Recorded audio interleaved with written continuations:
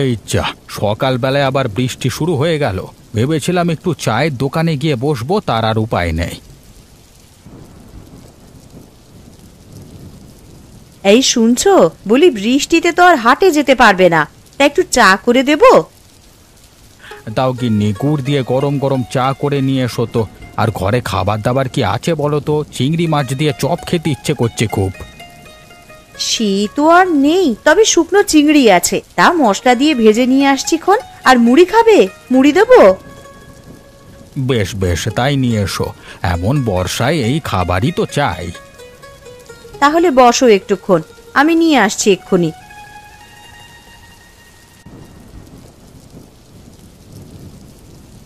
বাবু ঘরে আছেন দেখছি, আমি ভাবলাম আহারতে চলে গেছেন। না হে, বৃষ্টির জন্য যেতে পারলাম না। তা তুই গিয়ে দোকান খুলে বস, আমি যাব বৃষ্টিটা ধরলে। তবে এই দিনে তো তেমন ক্রেতা আসবে বলে মনে হচ্ছে না। সেই জন্য তো এখনো যাইনি, ভেবেছিলাম বৃষ্টিটা ধরলে বের হব। আর আর একটা চিঠি ছিল আপনার, কালকে রাতে পোস্টমাস্টার দোকানে এসে দিয়ে গেল। কার চিঠি? দে তো দেখি। এই নিন। ইন্দুবালা লিখেছে জামাইকে নিয়ে কালকে বাড়িতে আসবে, সাথে শ্বশুর বাড়ির লোকজনও আসছে। দিদিমণি বাড়িতে আসবে? এ তো খুশির সংবাদ, অনেকদিন হলো তিনি এদিকে আসেন না। হ্যাঁ রে, জামাইটা সরকারি চাকরি করে বেরোবার সুযোগ পায় না। কে বেড়াতে আসছে? ইন্দু নাকি? হ্যাঁ গিন্নি, তবে এবারও একা নয়, সাথে জামাই বাবাজিও আসছে। ওর শ্বশুর শাশুড়ি আসবে বলল। তাহলে তো আমাদেরকে জোগাড় যন্ত্র করতে হবে। এতগুলো মানুষ আসবে, ভালো মন্দ না খাওয়ালে কি আর মান সম্মান থাকবে?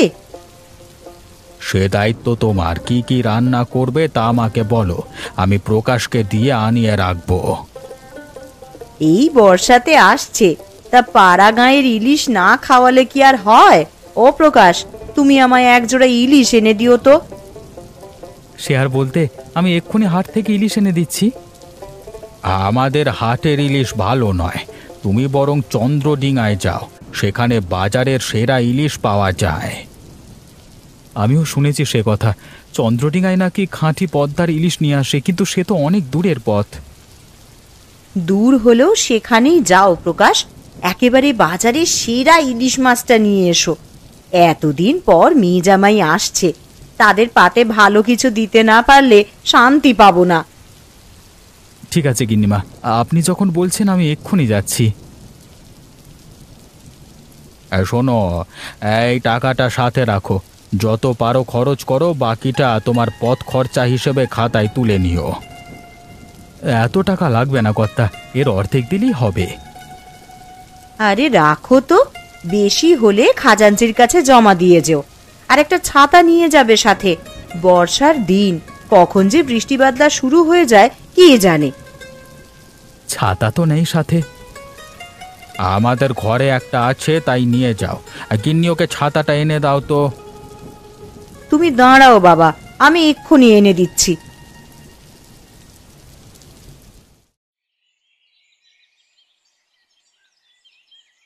ঠাকুর, ঠাকুর শুনে যাও তো।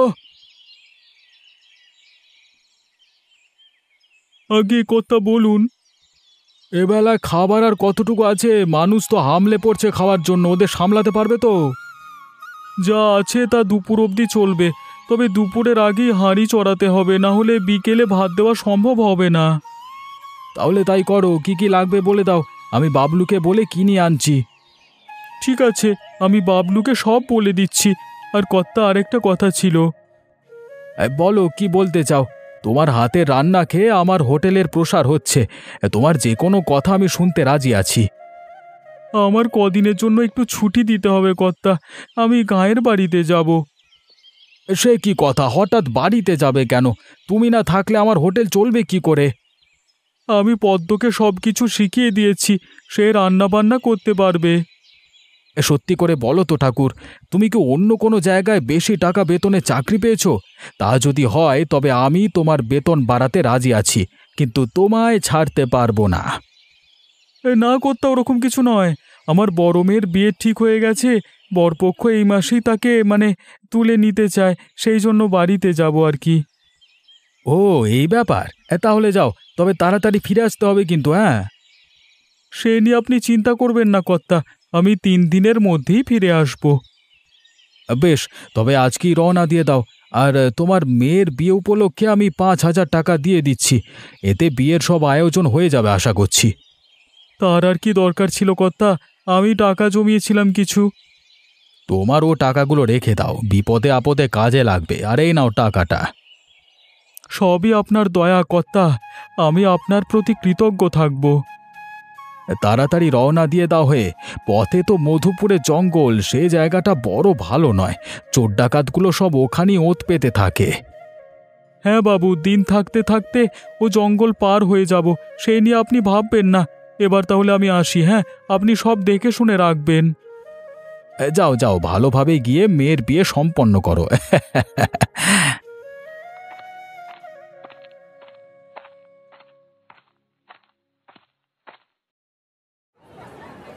কি কর্তা বাবু, কোনো মাছ পছন্দ হলো? কোন মাছটা নেবেন বলুন তো?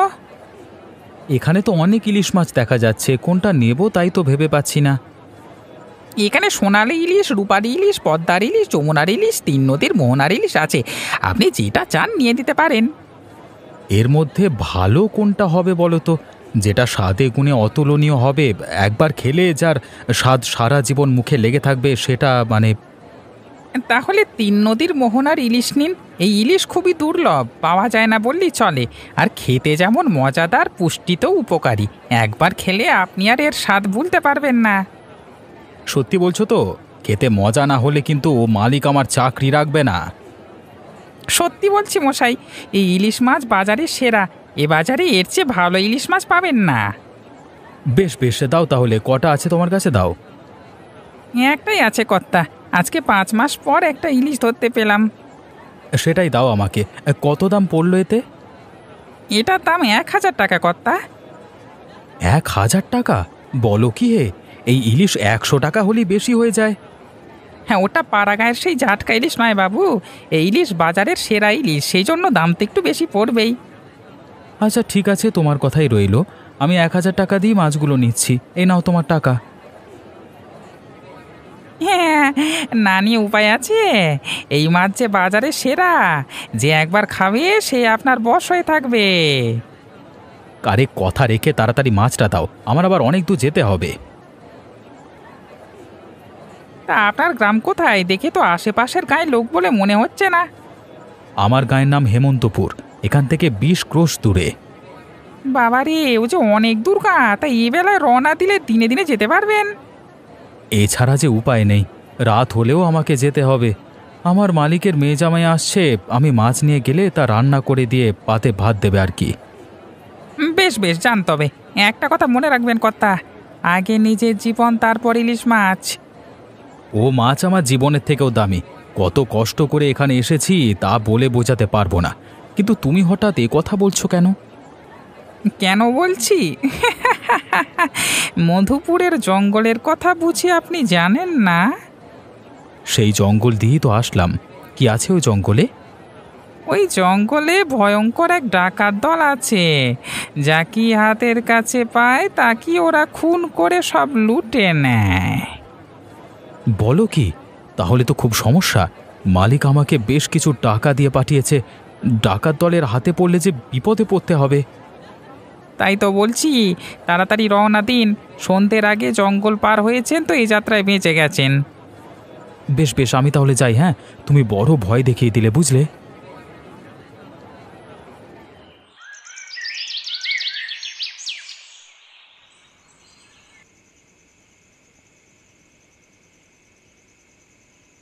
এই যে মারলাম 5। হ্যাঁ, গুটি মই বিয়ে উপরে ঘরে উঠেছে। তোমার পা চোটেনি দাদা, 4 উঠেছে। তুমি সাপের মুখে পড়ে নিচের ঘরে এসেছ। আমার সাথে 9-6 করবি না নন্দ, আমি যা বলছি তাই উঠেছে। এই দেখছি 2 নম্বরের গোষ্ঠী, সবাই মিলে সব মিথ্যে কথা বলে। মুখ সামলে কথা বল নন্দ। ডাকাত হয়েছে বলে মান সম্মান বেঁচে খায়নি। এই আমি সত্যি কথাই বলছি। তোমার মুখে সত্যি কথা আর ভূতের মুখে রাম নাম একই। তুই তুই আমাকে ভূতের সাথে তুলনা করলি? তার আরে হত ছাড়া, তোকে যদি মেরে ভূত না বানিয়েছি তবে আমার নাম মানিক ডাকাত নয়। বাঁচাও, বাঁচাও, মেরে ফেললো, বাঁচাও, বাড়িতে দাম মেরে ফেললো। তোকে আজকে হাতে নাতে ধরেছি, কেউ এখন বাঁচাতে আসবে না। কে কে কে কে কাকে ধরেছে? হ্যাঁ, কে কাকে ধরেছে? হ্যাঁ, ওহে নন্দ, মানে কোথায় গেলি তোরা? ছাড়বি না কাউকে, সব কটাকে ধরে মাটিতে শুয়ে ফেল। আমি আসছি রামদাটা নিয়ে। এই দেখ, বুড়োটা উঠে গেছে। আজও স্বপ্ন দেখছে রামদা নিয়ে মানুষ খুন করছে, যত সব। ওই সর্দার, কাকে ধরবো? এখানে যে কেউ আসেনি। কেউ আসেনি? ও, আমি ভাবলাম কি নাকি। তা তোদের কি হয়েছে সন্ধেবেলায়? কিচির মিচির করে দিলি তো আমার ঘুমটা ভাঙিয়ে। হ্যাঁ, কেচের বেচে করবো না তো কি করবো? হাতে কোনো কাজ আছে না তো কি করবো? হ্যাঁ, সেই কবে ডাকাতি করেছি, তাও আর 1 মাস আগে। এই সারা মাসে একটা মানুষও খুন করতে পারলাম না। পারবি পারবি, সামনে ভালো সময় আসছে। আমার মন বলছে আজ কি তোরা মানুষের রক্তে হাত রাঙাতে পারবি। তুমি এসব কথা রোজ রোজ বলো, তখন মানুষ তো দূরের কথা, একটা বিড়াল ছানাও চোখে পড়লো না। ধ্যাৎ। আজকে এদিকে কেউ আসছে, আমি অনেক দূরে তার পায়ের শব্দ শুনতে পাচ্ছি। তার কাছে টাকা পয়সাও অনেক আছে। ওকে জব্দ করতে পারলে 1 বছর পায়ের উপর পা তুলে খেতে পারবো। সত্যি বলছো? তাহলে তো সবকিছুর প্রস্তুতি নিয়ে রাখতে হয়। হ্যাঁ রে, যা তোরা গিয়ে রামদাগুলোকে শান দে। অনেকদিন পর ওদের রক্তের পিপাসা মিটবে। ওকে কি মেরে ফেলবে নাকি টাকা পয়সা রেখে ছেড়ে দেবে? সে অবস্থা বুঝে ব্যবস্থা নেওয়া যাবে। এখন যা তোরা, তাড়াতাড়ি কাজটা শেষ কর। দেখতে দেখতে তো সন্ধে হয়ে গেল। ভেবেছিলাম আলো থাকতে থাকতে জঙ্গলটা পার হতে পারবো। এদিকে মহাজন কি একটা ভয় ধরিয়ে দিল, ডাকাতের ভয় নিয়ে জঙ্গলটা পার হতে হবে। যাই যাই, আর আর দেরি না করে তাড়াতাড়ি পথ চলি। যত দ্রুত এই জায়গাটা পার হওয়া যায় ততই মঙ্গল। এক কাজ করি, গান গেয়ে যাই, তাহলে ভয়টা কমবে। এ চুপচাপ রাত গহীন বন, মানে সুর হচ্ছে না তবু গাই। মানে মনে বড় ভয়, তবু আমি গান গে ভয়ে কে করি জয়। এই ছায়া যতই ঘিরে আসুক, ভয় পাই না কিছু। কেরে কলা, আমি একা যতই চলি, আসবে না কেউ পিছু। আসছে না তো আবার দেখি। না না, আমাদের কাজ শেষ সর্দার, দেখো তো আর শান দিতে হবে কিনা। এতেই চলবে, আর কিচ্ছু করতে হবে না। এখন কেবল অপেক্ষা করবার পালা। শিকার আসতেই তার উপর ঝাঁপিয়ে পড়তে হবে। গাছের পাতায় শোঁ শোঁ হাওয়া ডাকে আমার গোপন ছায়া, তবু আমি পথ চলি কাটিতে সকল মায়া। এই জঙ্গলে নয় একা আমি, সুরি আমার সাথী। কে আসবে ভয় লাগাতে? তার মুখে লাথি, মানে কপালে লাথি, মানে এই। আরে আরে আরে, কোথায় গান শোনা যাচ্ছে? এত রাতে কে গান গায়? ভূত প্রেত নয় তো? আরে চুপ কর, ওটা ভূত প্রেত নয়, মানুষ। ওই গান গেয়ে এদিকে আসছে। কিন্তু ও থামলা কেন? ও দেখছি কি অমন করে। হ্যাঁ, লোকটা বুদ্ধিমান মনে হচ্ছে। আমাদের ফোন দিয়ে বুঝে ফেলেছে সব, তাই ভাবছে এইদিকে আসবে নাকি উল্টো পথে দৌড় দেবে। না না, এখান থেকে পালাবার কোনো সুযোগ নেই। ওরা 3 জন, এছাড়া বয়স আমার চেয়ে ছোট। ওদের সাথে পাল্লা দিয়ে আমি পারবো না। ওয়ে, কি দেখছো এমন করে? এদিকে এসো।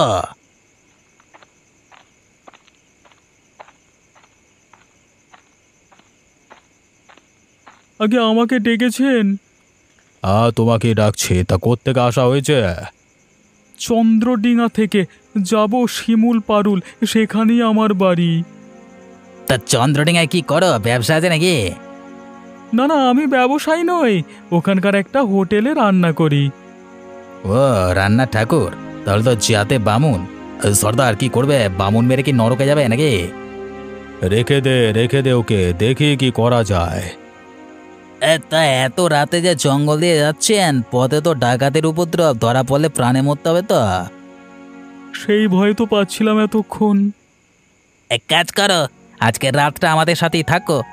আমরাও পথিক, ডাকাতের ভয় এখানে আশ্রয় নিয়েছি। তুমি থাকলে আমাদের লোক সংখ্যা বাড়বে, ভয়টাও কমবে। ঠিক আছে, আপনারা যখন বলছেন আমি এখানেই থাকবো। তা ঠাকুর মশাই যখন আছেন, রাতের খাবারটাও হয়ে যাক। অনেকদিন ভালো মন্দ কিছু খাই না।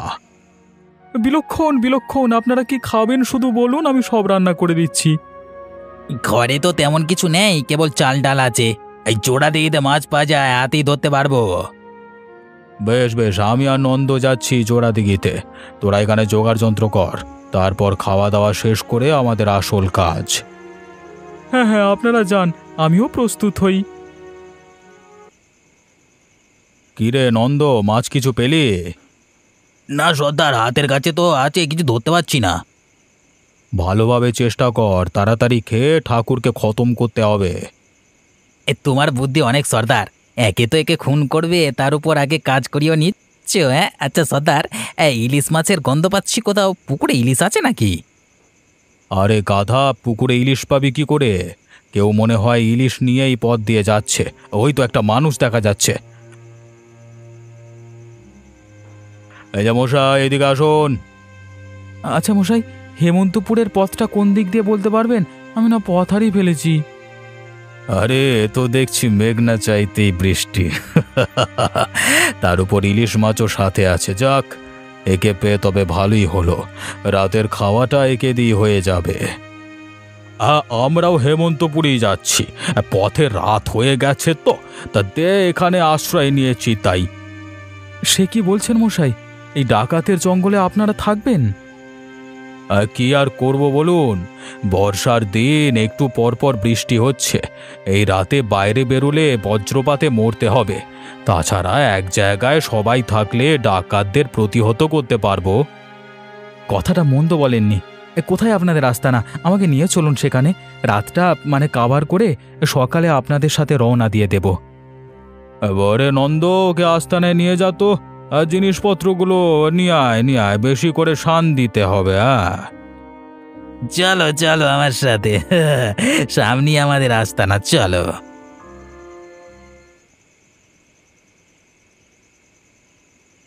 হ্যাঁ, এখানে আশ্রয় নিয়েছি, মাছটা রেখে একটু জিরিয়ে নাও। আর ঠাকুর মশাই, তোমার কাজ কদ্দূর? আমার উনুন বানানো প্রায় শেষ, কাঠ সংগ্রহ করে আগুন জ্বালাবো। এই কাঠ কচার আগে আমরা এনে দিচ্ছি, তোমরা রান্না বান্নার আয়োজন করো। মানিকদা, তুমি এইদিকে এসো তো একবার। আসছি। ও ঠাকুর, তোমরা থাকো, আমি আসছি। হ্যাঁ,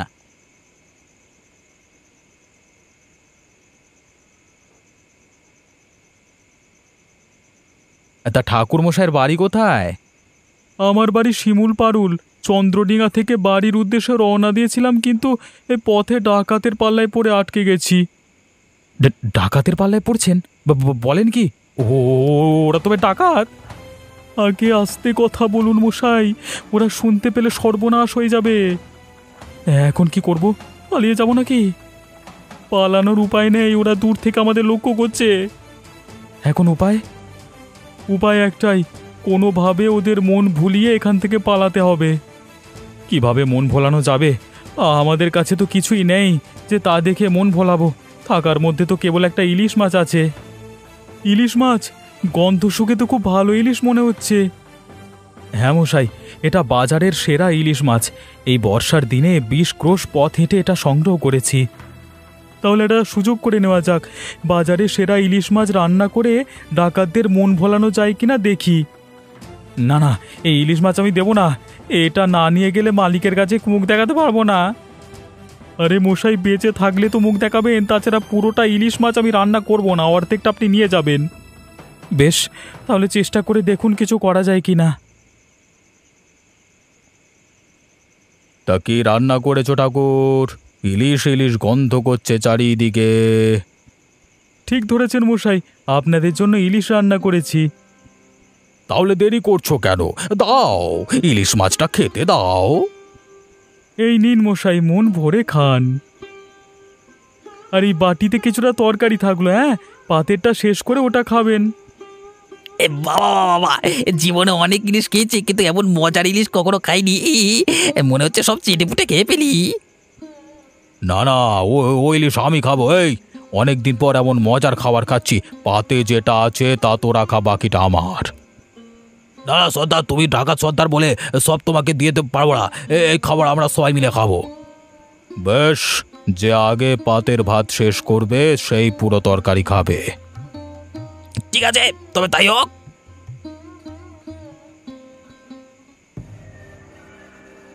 সবাই তো খাওয়ায় মজে গেছে ঠাকুর, চলো এই সুযোগে আমরা কেটে পড়ি। হ্যাঁ হ্যাঁ, তাই চলো। আর যাওয়ার আগে ওদের সব জিনিসপত্র পুকুরের জলে ফেলে দিয়ে যাব, যাতে কারো ক্ষতি করতে না পারে। আর কিন্তু ওদের তো শাস্তি দেওয়া হলো না, চলো ওদের উত্তম মধ্যম দিয়ে যাই। সে ব্যবস্থা আমি করেছি। ওদের খাবারে এমন ওষুধ দিয়েছি যে টানা 1 মাস পেট খারাপ থাকবে। এই 1 মাস ওরা এখান থেকে কোথাও যেতে পারবে না, ততদিনে পুলিশ এসে সব করে ধরবে। বেশ বেশ বেশ, এবার চলো চলো আমরা কেটে পড়ি, ওরা ওদের পাপের প্রায়শ্চিত্ত করুক। তাই চলো, এখানে আর 1 মুহূর্ত নয়, চলো।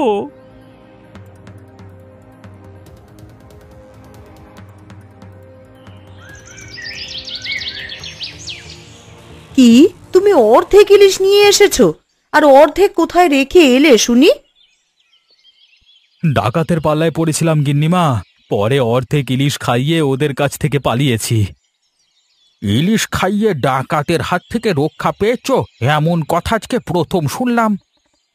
হ্যাঁ কর্তা, যা বলছি এক বর্ণ মিথ্যে বলছি না, এই ইলিশ মাছই আমাকে বাঁচিয়েছে। যে ইলিশ খেয়ে ডাকাত ছেড়ে দেয় সে তো কোনো সাধারণ ইলিশ নয় গো। তাহলে আর বলছি কি, এই মাছ বাজারের সেরা ইলিশ, একবার খেয়ে দেখুন, তাহলে মজা বুঝতে পারবেন। ঠিক আছে, তবে শোনো গিন্নি, তুমি এই ইলিশ মাছ এক্ষুনি রান্না করো। এমন ইলিশের স্বাদ না নিয়ে থাকা যায় না। সবাই মিলে আমরা বাজারের সেরা ইলিশ খাবো। বেশ, তাহলে আমি না হয় এই অর্ধেকটাই রান্না করছি। ওদিকে মেয়ে জামাইয়েরও চলে আসার সময় হয়ে গেল, ওদের আজ ইলিশ দিয়েই খাওয়াবো।